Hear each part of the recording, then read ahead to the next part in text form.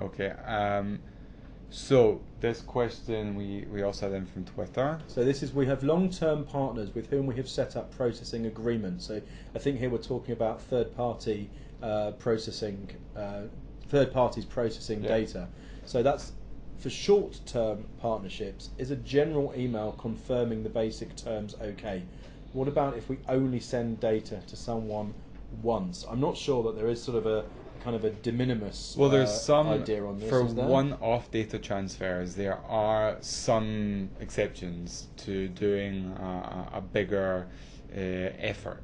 So you need to make sure you really check your terms and conditions, check your own GDPR data protection policy that you have as for your organization, and with the partners that you're working with. So the answer is kind of, you may be able to do that, but you need to really assess what kind of data it is you're transferring. If it's sensitive data, special category data, you may have more trouble with that. If it's going outside the EU, it may not be okay either.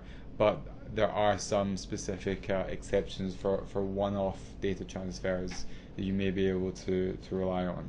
But presumably as well, it's about anticipating what you're going to do with data. So if you've anticipated that you might be using it as a one-off, can you deal with that in terms of, say, a privacy notice to make people aware that from time to time you might be processing their data with a third party? So you can let people know in the privacy notice that you may be doing slightly different or additional things with it. You want to try and be as specific as possible. And you also have to name the processors, name the other people that you may be sending it on to, so the person has all that information.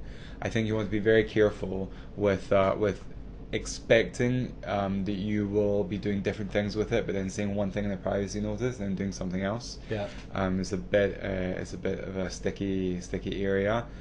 The whole point of GDPR is that you're trying to be as transparent and and accountable as possible. So you want to be open and honest, and if you're expecting it not to be, it's going to be genuine one-off transfers, not something that you think may be happening, more than once. And presumably, from a best practice point of view, you need to be checking the T's and C's and the notices of the person of the third party who's processing on your behalf as well.